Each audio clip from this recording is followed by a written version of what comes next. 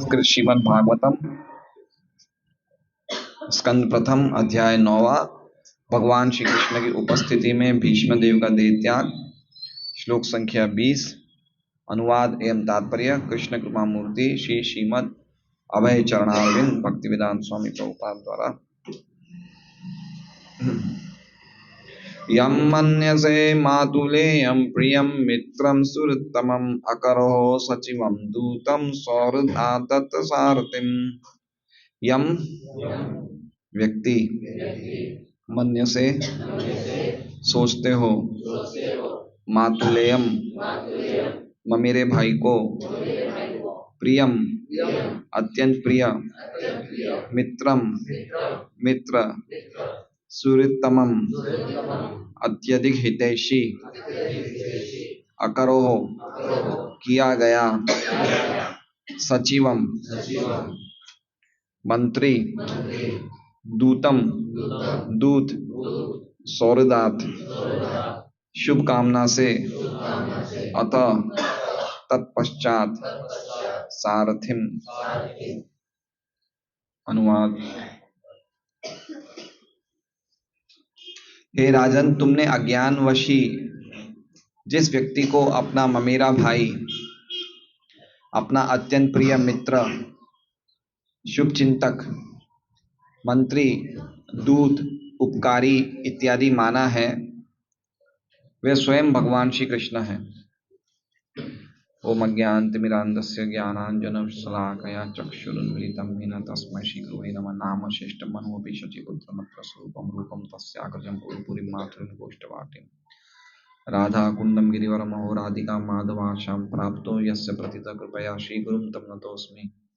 वन्देऽहं श्रीगुरो श्रीयुतः पदकमलं श्रीगुरून् वैष्णवांश्च श्रीरूपं साग्रजातं सहगण रघुनाथान्वितं तं सजीवं साद्वैतं सावधूतं परिजनसहितं कृष्ण चैतन्य देवं श्री राधा कृष्ण पादान् सहगण ललिता श्री विशाखान्वितांश्च। गुरु वैष्णव भगवान तीने स्मरण हय विघ्न विनाशन अनायास है निज वांछित पूर्ण। हरे कृष्णा कृष्णा कृष्णा हरे हरे, हरे राम राम राम हरे हरे। तो शुक्रवार को जो हमारी भागवतम क्लास हुई थी, शुक्रवार हुई थी, शनिवार को हुई थी, शनिवार। तो उसमें भीष्म देव युधिष्ठिर महाराज को कह रहे हैं कि इनके अनुभाव को, किनके अनुभाव को, श्री कृष्ण के अनुभाव को, गुह्यतम गोपनीय गोपनीय इनकी महिमा को कौन कौन जानते हैं? शिव जी, नारद जी, कपिल, भगवान कपिल इनकी अनुभाव को जानते हैं। अनुभाव मतलब इनकी विशेष महिमाएं हैं, इनकी विशिष्ट महिमाएं हैं। और गुह्यतम गोपनीय महिमाओं को ये सब जानते हैं। तो अनुभाव को जानते हैं, लेकिन अनुभव क्या होता है वो इस श्लोक में बताया है कि अनुभाव कैसे, अनुभाव प्रस्तुत किया भगवान ने। तो अनुभाव का अर्थ हमें सबको पता होगा। माता जी आपको घुटने में कुर्सी पे बैठ सकते हैं, ठीक है। अनुभाव आप सबको, हमने चर्चा करी थी कि दो प्रकार के अनुभव होते हैं, एक भक्तों से संबंधित होते हैं और एक भगवान से संबंधित होते हैं। तो भक्तों से संबंधित क्या होते हैं अनुभाव? अनुभाव का अर्थ क्या समझाया था हमने?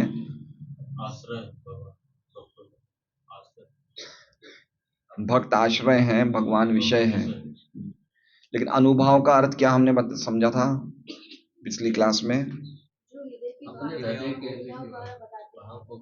जो हृदय की भावनाओं को अपने शरीर की क्रियाओं द्वारा प्रस्तुत करते हैं, प्रकट करते हैं। आप तो क्लास में थे नहीं? अच्छा। और भगवद गीता और श्रीमद् भागवतम चेतामृत पढ़कर ये भावनाएं आती हैं। हजूर कितने मार्क्स दिए जाए इनको? लेक्चर आते नहीं, लेक्चर सुन के बता दिए इन्होंने जवाब। तो एक अनुभव भगवान से संबंधित है, जो अपने भक्तों के हृदय में जो उनको भगवान को अपने भक्तों के लिए जो प्रेम है, उनको प्रस्तुत करते हैं।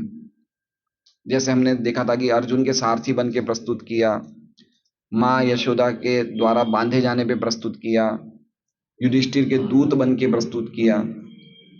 और ऐसे ही भक्तों के अनुभव क्या होते हैं, जब भक्त लोग भगवान का नाम करते हैं, नाम जप करते हैं, कीर्तन करते हैं या भगवान के बारे में कुछ बताते हैं, तो उनके शरीर की जो क्रियाएं होती है, जो प्रेम में अष्ट सात्विक विकार, पसीना आना, हृदय, शरीर कांपना और रोमांच खड़े हो जाने, गला कंठ अवरुद्ध हो जाना, तो ये सब भक्तों के अनुभव हैं। ठीक है, जैसे हमने सुना था कि अभी हम नाम जप करते हैं, हरे कृष्णा कृष्णा कृष्णा हरे हरे, हरे राम राम राम हरे हरे। तो ये शुद्ध भक्तों के अनुभव क्या है, जब ये महामंत्र का जप करते हैं तो उनकी आंखों से क्या निकलते हैं, आंसू निकलते हैं। हम जैसे भक्तों का अनुभव क्या है, जब हम महामंत्र का जप करते हैं तो हमें झपकियां आती है। हमारा भी अनुभव है हृदय के भाव को शरीर की क्रियाओं द्वारा प्रस्तुत कर रहे हैं। उबासी आती है, या मोबाइल चेक करने का मन करता है, या किसी से बात करने का मन करता है, ये हमारे अनुभव है। लेकिन भगवान प्रभुपाद जी उस तात्पर्य में कहते हैं कि शुद्ध भक्तों के जो अनुभव होते हैं, शुद्ध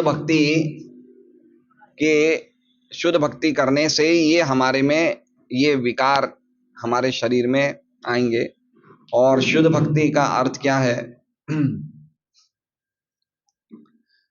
पिछले श्लोक में हमने देखा कि शुद्ध भक्त, भगवान कहते हैं, प्रभुपाद जी कह रहे हैं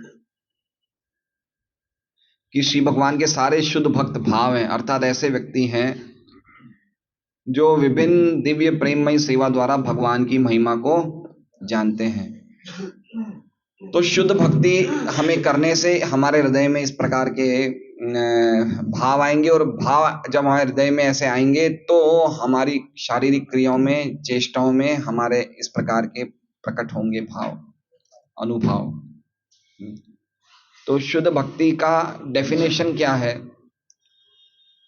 अगर हमें शुद्ध भक्ति, हमने देखा कि शुद्ध भक्त, ये थोड़ा हम टॉपिक से बाहर जा रहे हैं, आज का श्लोक उससे संबंधित नहीं, लेकिन पिछले श्लोक में शुद्ध भक्ति की चर्चा करी गई है। प्रभुपाद जी कहते हैं तो शुद्ध भक्ति का डेफिनेशन या शुद्ध भक्ति की परिभाषा हम भक्तों को आनी चाहिए।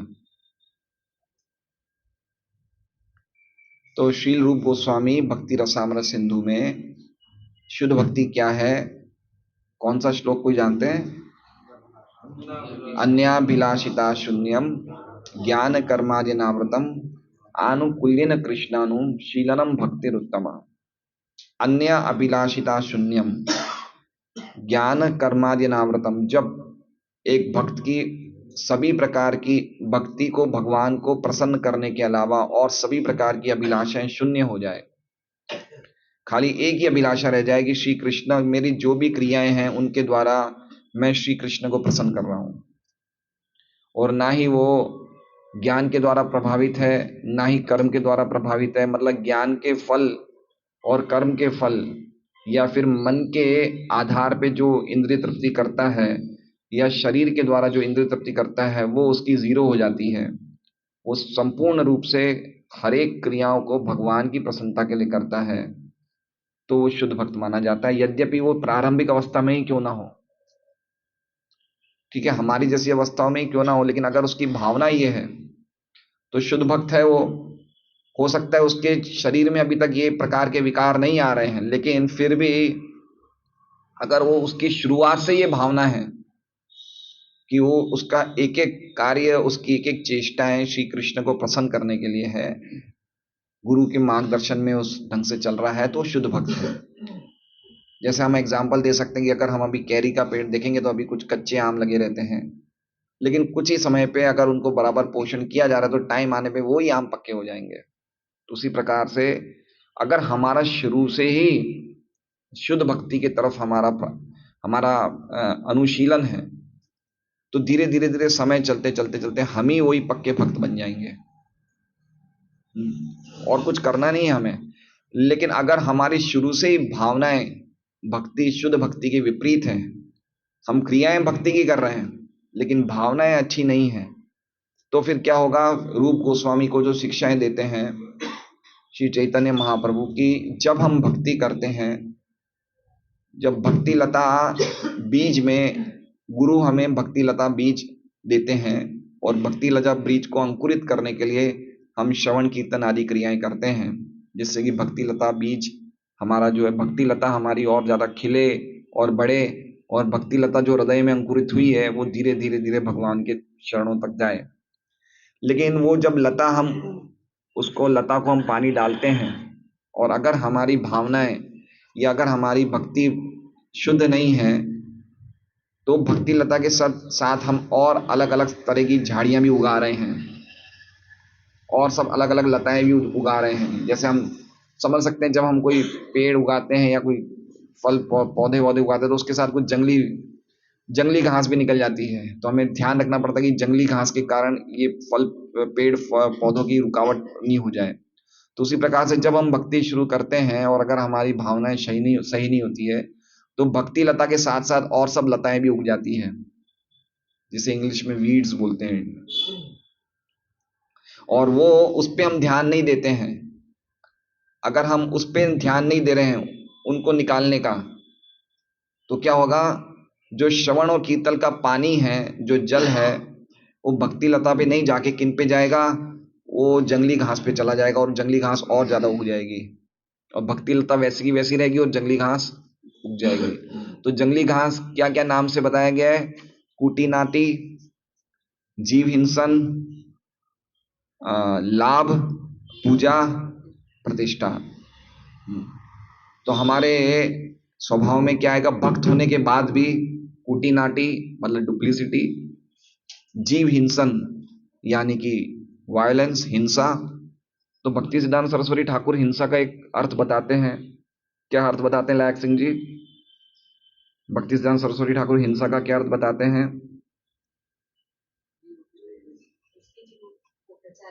जो दूसरे जीवों को प्रचार नहीं करता है तो वो क्या कर रहा है? वो उस जीव के प्रति हिंसा कर रहा है। तो हमारा भक्ति कर रहे हैं हम, लेकिन भक्ति करने के साथ साथ क्या है? हमने क्या क्या जंगली घास उगा दी?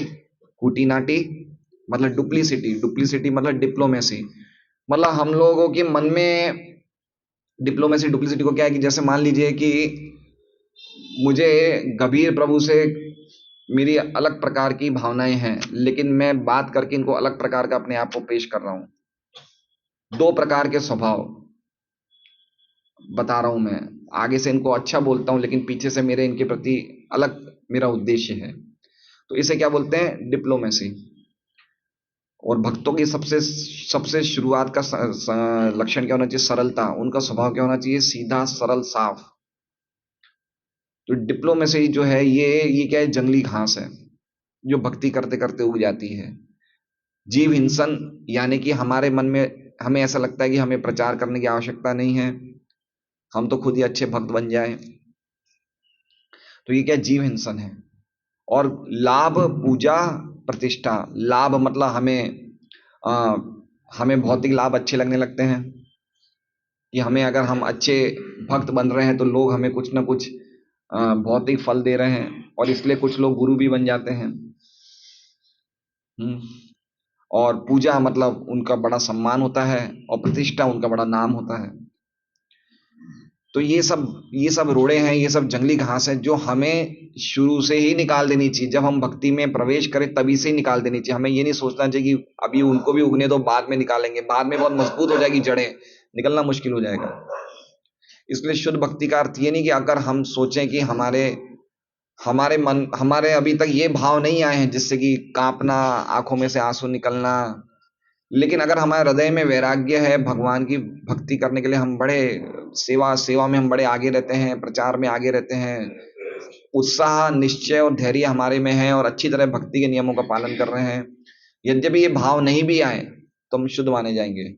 और कोई व्यक्ति नकल करके ऐसे भाव लाने का प्रयास करेगा कि मैं रोने लग जाऊं लोगों को बताने के लिए या सेंटिमेंटल होने के रोने लग जाऊं, लेकिन उसके मन में ये सब चीजें हैं, जीव हिंसन, कुटी नाटी, लाभ, पूजा, प्रतिष्ठा, तो वो फिर शुद्ध भक्त नहीं है। इसलिए शुद्ध भक्ति के लिए रति और श्रद्धा कौन सी ज्यादा जरूरत चीज है शुरुआत में? एक तो रति है, एक श्रद्धा है। रति मतलब प्रेम और श्रद्धा मतलब विश्वास।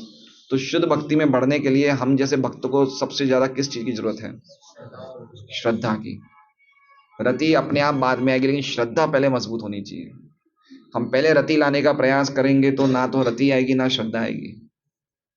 इसलिए बहुत जरूरी है कि शुद्ध भक्ति में हम लोग समझें कि श्रील प्रभुपाद हमसे क्या चाहते हैं, जो हमारे आचार्य हमसे क्या चाहते हैं, हमारे गुरुजी हमसे क्या चाहते हैं, भगवान क्या चाहते हैं, शास्त्र क्या चाहते हैं, उसके हिसाब से हमें जीवन जीना चाहिए। तो शुद्ध भक्ति के लक्षण धीरे धीरे प्रकट होंगे। तो ये शुद्ध भक्ति के बारे में हमने थोड़ा चर्चा किया था, जैसा प्रभुपाद जी ने पिछले श्लोक में बताया था कि ये शुद्ध भक्त, तो अनुभव का अर्थ हमने समझ लिया। अब भगवान इस श्लोक में अनुभव के प्रभु भीष्मदेव इस श्लोक में प्रभु भगवान ने कौन कौन से अनुभव के कार्य करे वो बता रहे हैं। ठीक है, ये लिंक पिछले श्लोक से क्या है? पिछले श्लोक में बता रहे कि इनके अनुभव नारद, शिवजी और कपिल जानते हैं, लेकिन क्या अनुभव किए वो इसमें बताए हैं। तो ऐसे जब हमें लिंक से पढ़ेंगे श्लोक तो हमें भागवत सुनने में बड़ा अच्छा लगेगा। तो कह रहे हैं यम मन्यसे मातुलेयम प्रियम मित्रम सुरतमम। यम मतलब जिनको, यम मतलब कृष्ण है ना। यम मतलब जिनके अनुभव को, यम का अर्थ पिछले श्लोक से क्या कनेक्शन है यम का? जिनके अनुभव को शिवजी, नारद जी और भगवान कपिल जानते हैं, उनको। समझ गए यम का अर्थ क्या हो गया? जिनके अनुभव को नारद, शिव और कपिल जानते हैं, उनको मन्य से, उनको मानते हो तुम लोग। क्या मानते हो? अब इसमें देखिए प्रभुपाद जी अनुवाद में लिखते हैं अज्ञानवश। अब अज्ञानवश इसमें श्लोक में कहीं लिखा हुआ नहीं है, प्रभुपाद जी ने जोड़ा है। दो चीजें जोड़ी है इसमें, एक तो अज्ञानवश और दूसरा जोड़ा है वह स्वयं भगवान कृष्ण है। ये भी श्लोक में नहीं लिखा हुआ है ये, लेकिन ये ऑटोमेटिकली समझ जाना चाहिए कि ये चीज इस श्लोक में बताई गई है। तो जिनके अनुभव को शिवजी, नारद जी, कपिल जानते हैं, उन भगवान को तुम मानते हो। क्या मानते हो? मातुलेयम। क्या मानते हो? मामा के बेटे, ममेरे भाई। तो देव की मामा कौन हुए? वसुदेव जी हुए ना। उनको तुम मामा के बेटे मानते हो। नहीं, पांडवों के तो क्या हुए? अच्छा, पांडवों के तो फूफा, उनके भगवान कृष्ण के मामा के बेटे हुए ना, ऐसे ही हुआ ना? हैं? हाँ, कृष्ण, हाँ, वसुदेव जी मामा है कृष्ण के, बराबर है, पांडवों के मामा है।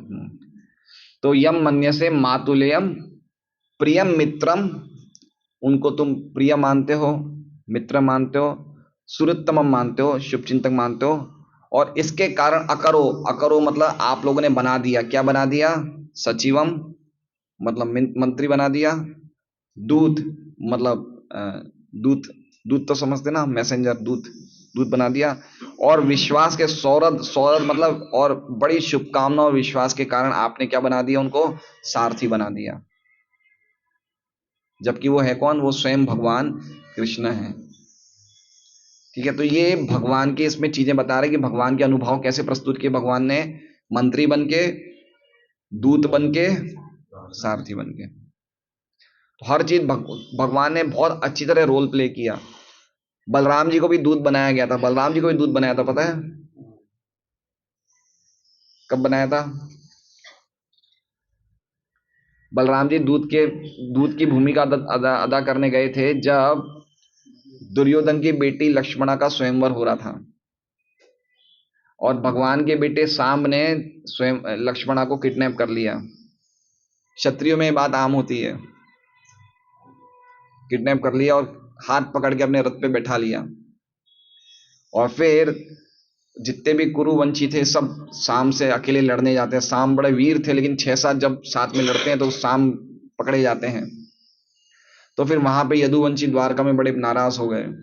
बोले हमारे बच्चे को कैसे पकड़ा। और एक कुंवारी कन्या को हाथ छूना मतलब समझ लीजिए कि ऐसा सिस्टम माना है वैदिक सिस्टम में, अगर कोई पराया व्यक्ति कुंवारी कन्या को हाथ छू ले तो फिर वो उसको उससे से शादी करनी होती है ना। तो भीष्म ने कहा भाई अब वो साम ने उसको किडनैप कर लिया था, उस कायदे में तो साम से ही शादी होनी चाहिए, लेकिन कुरुवंशी दुर्योधन और ये सब माने नहीं, बोले नहीं हम तो इसको सजा देंगे। और वहां पे यदुवंशी भी बड़े नाराज थे कि हाँ क्या मजाल है उनकी कि हमारे बच्चे को पकड़ लिया।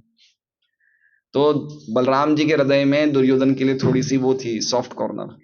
तो बलराम जी बोले देखो भाई झगड़ा मत करो, मैं समझाता हूँ उन्हें, मैं समझा दूंगा तो सब शांत हो जाएगा। तो बलराम जी अपने सेना वेना को लेके हस्तिनापुर के बाहर आते हैं और वहीं पे अपना कैंप तंबू लगा देते हैं। तो सभी कौरव जन सब स्वागत करने आते हैं बलराम जी का। तो बलराम जी बताते हैं भाई अब ऐसी बात हो गई, अब उनसे विवाह कर दो। तो कौरव ये बोलते हैं कि उनकी क्या मजाल है जो हमारी बेटी से ब्याहेंगे, वो समझते हैं क्या अपने आप को। बोले क्या है वो सब, हम कुरुवंशियों की लड़की के साथ कैसे ब्याह हो सकता है। तो बलराम जी को गुस्सा है, बोले जिस कृष्ण को देवता भी जिस कृष्ण के चरण छूना चाहते हैं उसको तुमने सामान्य व्यक्ति समझ लिया है। अभी बलराम जी ने अपना हल बड़ा किया और पूरे हस्तिनापुर को गंगा जी में खींचने लग गए। सब भागे भागे चरण पड़ते, बोले नहीं गलती हो गई गलती हो गई। फिर उनकी शादी हो जाती है।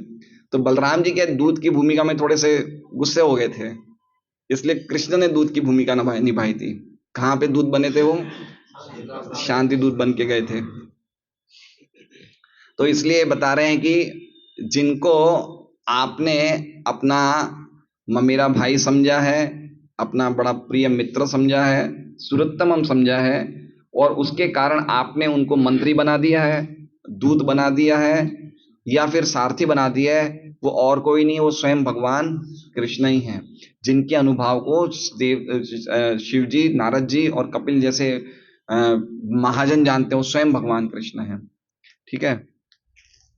विश्वनाथ चक्रवर्ती ठाकुर की छोटी सी टीका है और ये तात्पर्य बहुत छोटा सा ही है, 4-5 लाइन का ही है। ये श्लोक कृष्ण के अनुभव या कृष्ण के कार्य बता रहा है जो उन्होंने बड़े प्रेम से पांडवों के लिए किए। तो अनुभव का समझ गए ना, जो हमारे हृदय में प्रेम है उसको हम अपने एक्शंस के द्वारा प्रस्तुत करते हैं। ठीक है। तो कृष्ण ने बताया यद्यपि कृष्ण परम भगवान है, लेकिन उन्होंने इस प्रकार की कार्य प्रस्तुत किए ये बताने के लिए कि वो आपके वश में है, कृष्ण आपके वश में है और वो आपके मंत्री बने और दूत बने। ठीक है। अब इसमें समझना चाहिए कि भगवान भक्तों के अधीन है।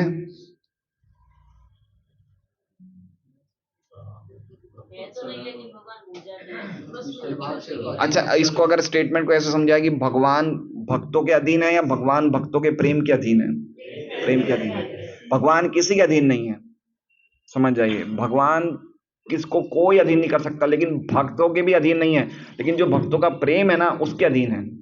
इसलिए सेंटेंस को हमें बराबर बोलना चाहिए। भक्तों के वश में भी कृष्ण है, लेकिन जो भक्तों का प्रेम होता है ना वो प्रेम के वश में हो जाते हैं भगवान। एक प्रभुपाद जी एक स्टोरी बताते हैं कि एक बार एक व्यक्ति इंग्लैंड में, कोई बड़ा व्यक्ति था, वो वहां के उनसे मिलने जाता है प्रधानमंत्री से। तो काफी टाइम वो रूम में, प्रधानमंत्री रूम खोल नहीं रहा था और वो व्यक्ति बाहर बैठा हुआ था कुर्सी पे। तो काफी टाइम से वो इंतजार कर रहा था, वो प्रधानमंत्री बाहर निकले ही नहीं, अपने ऑफिस से बाहर नहीं निकले।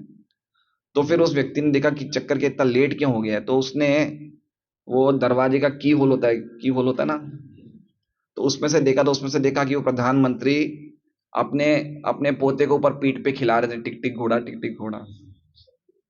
अब समझिए वो प्रधानमंत्री है और उसका पोता है, वो पोते के अधीन क्यों होगा, लेकिन पोता का प्रेम है दादा के मन में, उस प्रेम को व्यक्त करने के लिए वो क्या बन गए हैं, घोड़ा बन गए और अपने पोते को खिला रहे हैं। पोते के अधीन थोड़ी है उसकी, उनका पूरा राष्ट्र तो प्रधानमंत्री के कारण चल रहा है, पोते के कारण तो नहीं चल रहा है ना, लेकिन ये उनका प्रेम है। तो उसी प्रकार से भगवान किसी के अधीन नहीं है, लेकिन भक्तों का जो प्रेम है वो प्रेम के वश हो जाते हैं और इस प्रकार से वो अपने अनुभव प्रकट करते हैं, मंत्री बन के या दूत बन के। ये श्लोक दरअसल पिछले श्लोक का विस्तार है, समझे आप ना। जो पिछला श्लोक था उसी का कंटिन्यूएशन है, इसलिए इसमें पहला शब्द है यम। यम मतलब पिछले श्लोक से ये कंटिन्यू है। ये भगवान कृष्ण की क्रियाएं कोई नहीं जानता है, और उन उन भगवान को तुमने अपना भाई समझा हुआ है और दोस्त समझा हुआ है। ये इतनी विश्वनाथ चक्रवर्ती ठाकुर की टीका है। इनकी टीका बहुत अच्छी है, लेकिन वो एक ही श्लोक, मतलब संस्कृत के श्लोक में है, श्रीधर महाराज की, श्रीधर स्वामी जी की।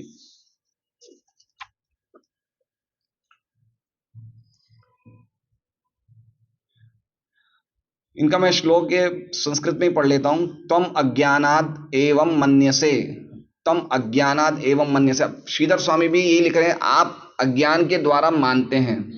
और प्रभुपाद जी ने भी तात्पर्य अनुवाद में क्या लिखा, आप अज्ञानवश मानते हैं। तो भक्तों को अज्ञान होता है क्या?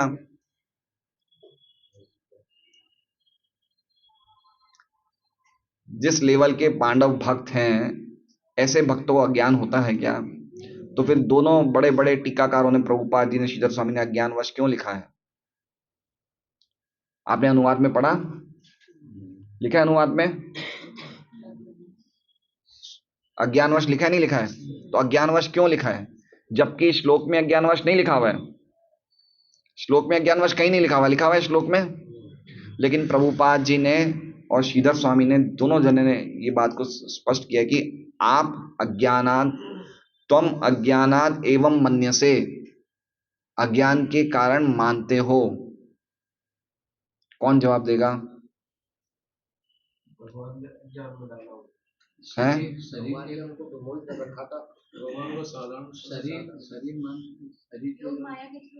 योग माया के थ्रू, योग माया के द्वारा, महामाया के द्वारा हम भूल गए कि भगवान कृष्ण भगवान है, ये हम महामाया के द्वारा भूल गए। लेकिन भगवान के भक्त योग माया के द्वारा भगवत ज्ञान भूल जाते हैं, ठीक है।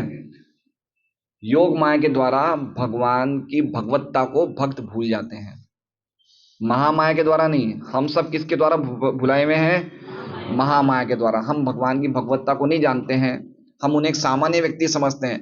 भक्त भी भगवान को सामान्य मनुष्य समझते हैं, शुद्ध भक्त, लेकिन वो योग माया के द्वारा। लेकिन फिर भी एक क्वालिटी उसमें ये होती है कि वो अपने रिलेशन को नहीं भूलते, वो भगवत प्रेम को नहीं भूलते हैं। समझ रहे बात को? अज्ञानवश उन्होंने ये तो भूल गए कि भगवान है, इसलिए तो उनको दूत बना दिया, सारथी बना दिया, मंत्री बना दिया, ये तो भूल गए कि भगवान है। लेकिन उनका जो भगवान से प्रेम है, संबंध, वो नहीं भूले। समझ रहे बात को? हमारा तो संबंध दूर की बात है, हमें तो संबंध का लेना देना ही नहीं, लेकिन हम तो भगवत्ता को भी भूल गए। लेकिन जो शुद्ध भक्त अज्ञानवश, जैसे योग माया, जैसे भगवान यशोदा माँ ने जब भगवान के मुख में सभी पूरा ब्रह्मांड देखा, तो यशोदा माँ को इतना आश्चर्य होता है, और फिर कुछ समय के बाद वो बोलते चलो होगा, ऐसे ही होगा, ये तो ऐसे ही है। आप समझे?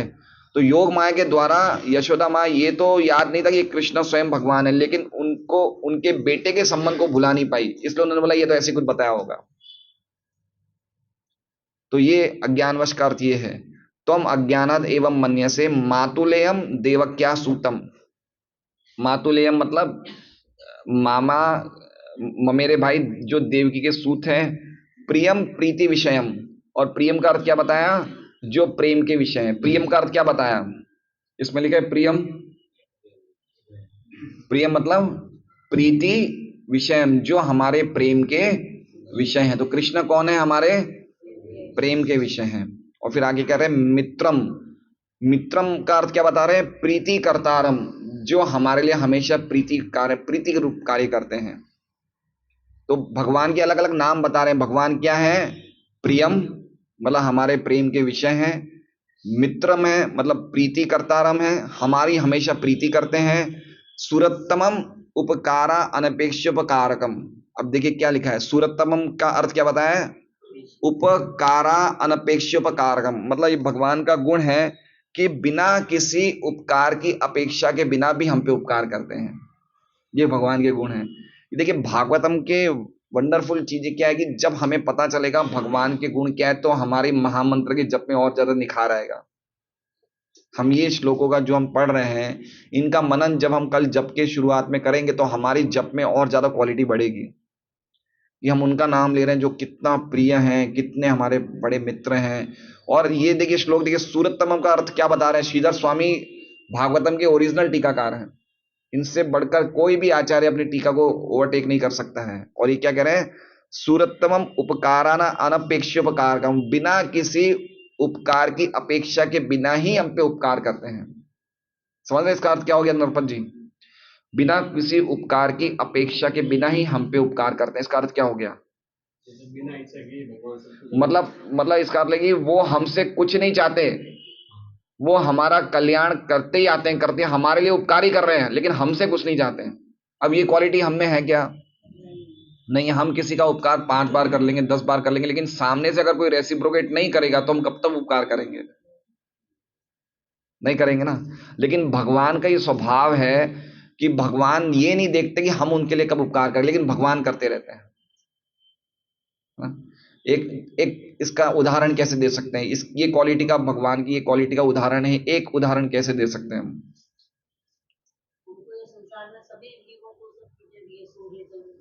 सब कुछ दे रहे हैं, सब दे रहे हैं।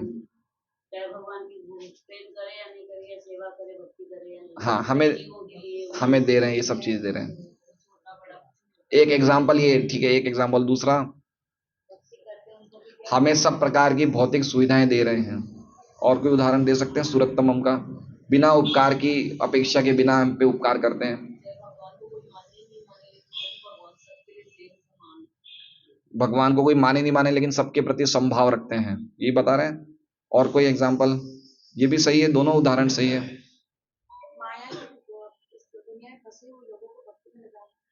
हाँ, ये भी अच्छा उदाहरण कि हम, भगवान हमें भक्ति में लगाने का प्रयास करते हैं।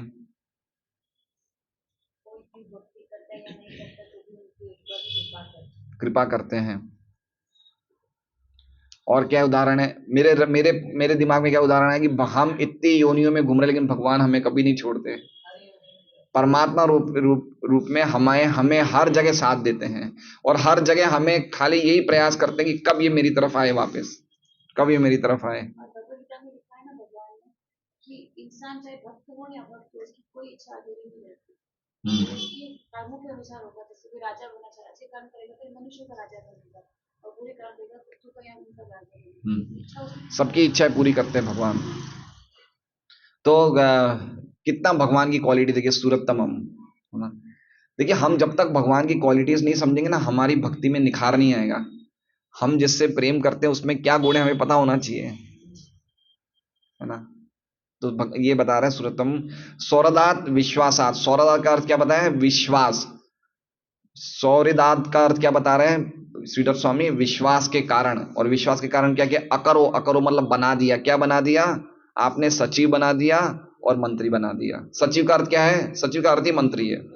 सचिव मतलब मंत्री बना दिया कृष्ण को, और दूत बना दिया और सारथी बना दिया। और प्रभुपाद जी का तात्पर्य,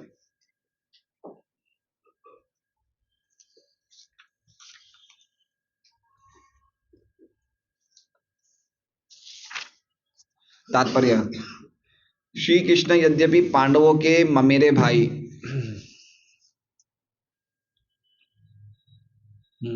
मित्र, हितैषी, मंत्री, दूत, उपकारी आदि बने हुए थे, तो भी वे थे तो पूर्ण पुरुषोत्तम भगवान ही। अपनी अहेतु की कृपावश तथा अपने अनन्य भक्तों पर कृपावश वे सभी प्रकार की सेवा करते हैं। लेकिन इसका अर्थ ये नहीं लगाना चाहिए कि उन्होंने निहायत मनुष्य के रूप में अपना पद बदल दिया है। देखिए कितनी अच्छी बात बता रहे हैं प्रभुपाद जी, बता रहे हैं तात्पर्य में कि भगवान चाहे कुछ भी कर, लेकिन हमेशा भगवान ही बने रहेंगे, अपना पद नहीं बदल सकते। इसलिए प्रभु अर्जुन जब गीता जी हम देखते हैं अपना रथ भगवान को बीच में लाने को बोलते हैं दोनों सेनाओं के, तो क्या नाम से उनको संबोधन करते हैं? अच्युत, है ना। अच्युत, अच्युत मतलब मैं आपको आदेश दे रहा हूं कृष्ण, लेकिन मुझे पता है आपका पद, आप हमेशा अच्युत हैं, आप कभी भगवान के पद से नीचे नहीं जा सकते।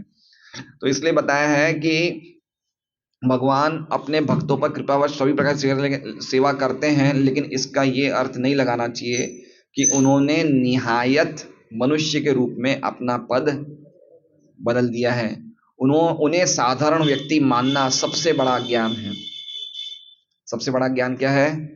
उन्हें साधारण व्यक्ति मानना। तो आज भी देखिए, हम देखते हैं कुछ कुछ इस प्रकार के वर्ग के लोग हैं जो परमेश्वर को मानते हैं, परमात्मा को मानते हैं, ईश्वर को मानते हैं, लेकिन अगर उन्हें यह बोला जाए कि परमेश्वर परमात्मा कृष्ण ही, तो नहीं मानेंगे। है ऐसे लोग? परमात्मा है, हाँ है, ईश्वर है, लेकिन कृष्ण है वो नहीं मानते। ऐसे लोग हैं। और कुछ इस प्रकार के वर्ग के लोग हैं जो समझते हैं सभी लोग भगवान हैं, कृष्ण भी भगवान है, हनुमान जी भगवान है, श्याम बाबा भी भगवान है,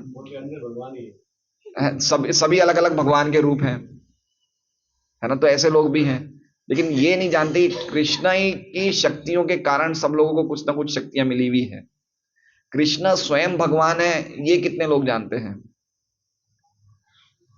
कोई बहुत कम, सुदुर्लभम है, सुदुर्लभ, ऐसे लोग बहुत सुदुर्लभ हैं। तो ये बता रहे हैं कि भगवान के उनको साधारण व्यक्ति मानना सबसे बड़ा अज्ञान है। तो होता क्या है कि जब हमारे साथ कोई व्यक्ति बहुत टाइम रह जाता है ना, तो हम उसको साधारण मानने लग जाते हैं। इसको इंग्लिश में बुक्स में आया, फैमिलियरिटी ब्रीड्स कंटेम्प्ट। हिंदी में क्या बोला जाता है? प्रभुपाद जी बहुत जगह लिखते हैं इस शब्द को।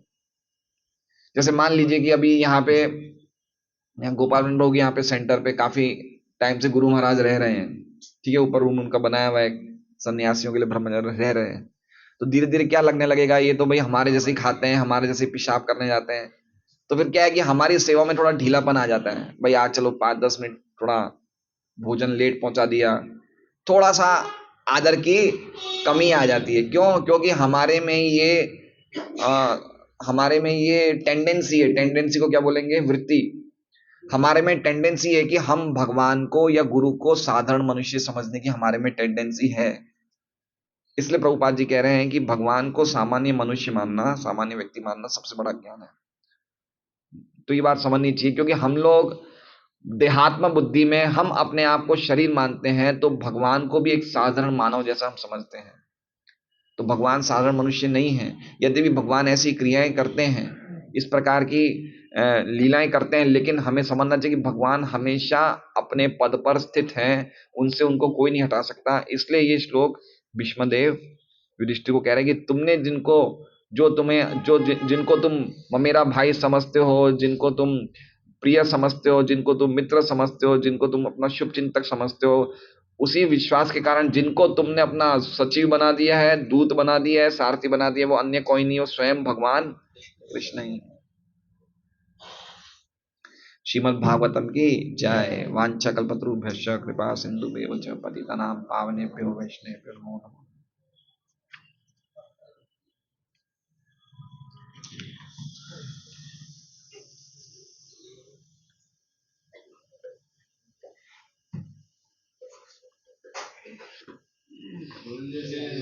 असंख्य जन्मों से हम चक्कर लगा रहे हैं, तो जंगली घास तो बहुत बड़े बड़े हो गए, तो उनको काटना तो बहुत मुश्किल है। नहीं, वो जंगली घास की बात नहीं है। देखिए, असंख्य जन्मों से जो हम चक्कर लगा रहे हैं ना, वो तो हम जब दीक्षा लेते हैं तभी हमारे सब वो पाप खत्म हो जाते हैं। टेंडेंसियां रहती है, गलत काम करने की टेंडेंसी रहती है, पाप तो तुरंत खत्म हो जाते हैं। लेकिन ये जो जंगली घास की बात कर रहे हैं, ये चैतन्य महाप्रभु रूप गोस्वामी को वो बता रहे हैं जो भक्ति करने के बाद हमारे आती है। भक्ति करते करते जो हमारे हृदय में ये जो जंगली घास उगती है, टेंडेंसी है तो फिर तो होते ही रहेंगे। है, टेंडेंसी तो खत्म नहीं हुई है ना। हाँ, टेंडेंसी है तो खत्म नहीं हुई है, लेकिन टेंडेंसी को क्या करना है? कंट्रोल करना है, उसको रोकना है। वो मनुष्य स्वभाव है। टेंडेंसी को हम खुली छूट दे रहे हैं, वो पशु स्वभाव है। टेंडेंसी है, हम में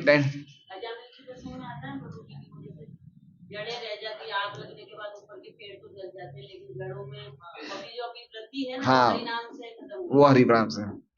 तो वो हम लोग के अंदर की वो जड़ें हैं ना, वो विषय कामना की, भोग भोगनी जड़ें हमारी अंदर अभी भी है। तो जब हम हरि नाम करेंगे अच्छी तरह से, तो अंदर की जो भावना है वो खत्म होगी। टेंडेंसी है हमें, टेंडेंसी हमें अभी भी है बाहर का खाना खाने की, पिक्चर देखने की, भोजन करने की, इंद्रिय तृप्ति करने की टेंडेंसी है, लेकिन टेंडेंसी को कंट्रोल करना मनुष्य है। अगर टेंडेंसी को हम कंट्रोल नहीं करें तो वो पशु है।